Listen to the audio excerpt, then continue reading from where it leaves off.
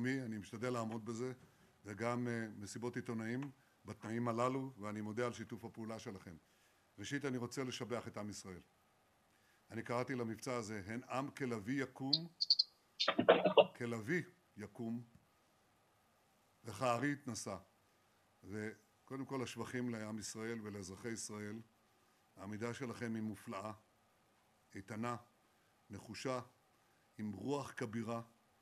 אני אמרתי היום לאחד המראיינים שראיינו אותי בחוץ לארץ, אמרתי, אתם זוכרים את רוח הבליץ, כיצד העם הבריטי עמד אז במלחמת העולם השנייה נגד הנאצים?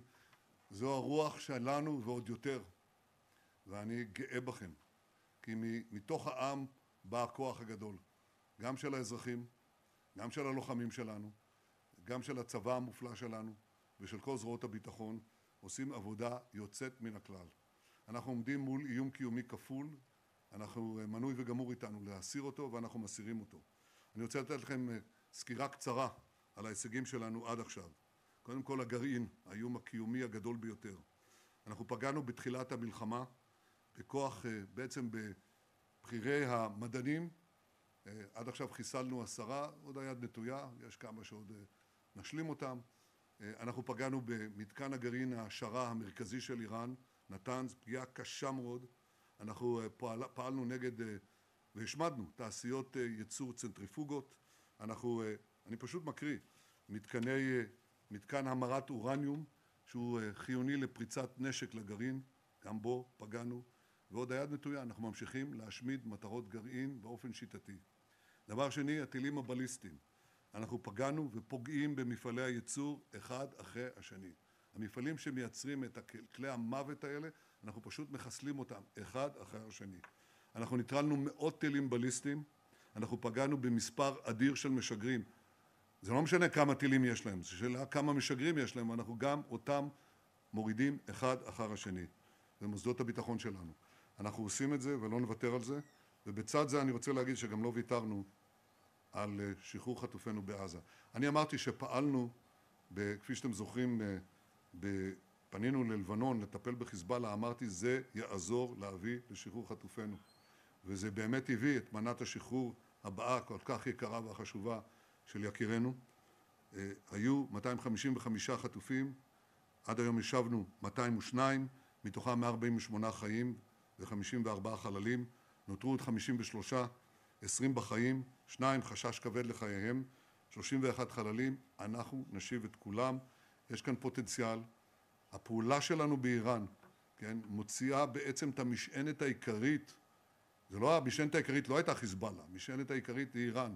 וכשאנחנו פוגעים באיראן, אנחנו פוגעים במשענת העיקרית של כל השלוחים. כולם מבינים את זה.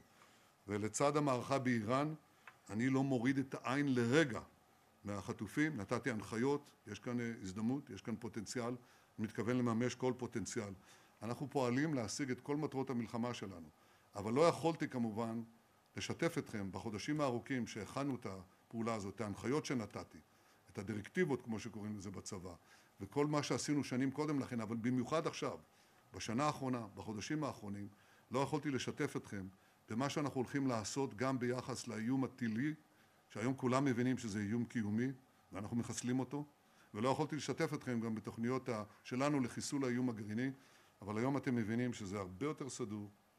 אני נחוש, העם שלנו נחוש, הצבא שלנו נחוש, זרועות הביטחון שלנו נחושים, ואני רוצה להגיד לכם שיש הבנה הולכת וגוברת בעולם, שזה מה שצריך לעשות.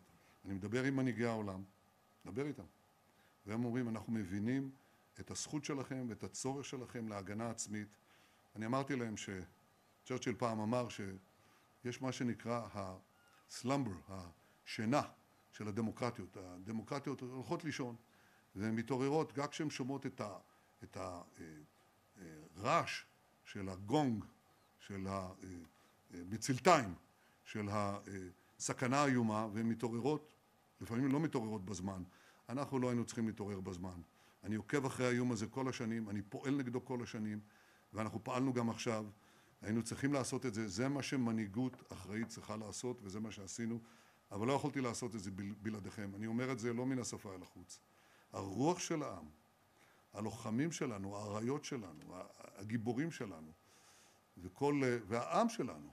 אני מדבר עם ראשי הערים, אני מנסה לדבר עם כולם, אני גם הולך לאתרי הערש, ואני רואה את הרוח של העם, אני רואה את הדבר, את היחד הזה, את העוצמה הזאת, ואני אומר לכם שאנחנו בדרך לניצחון המוחלט.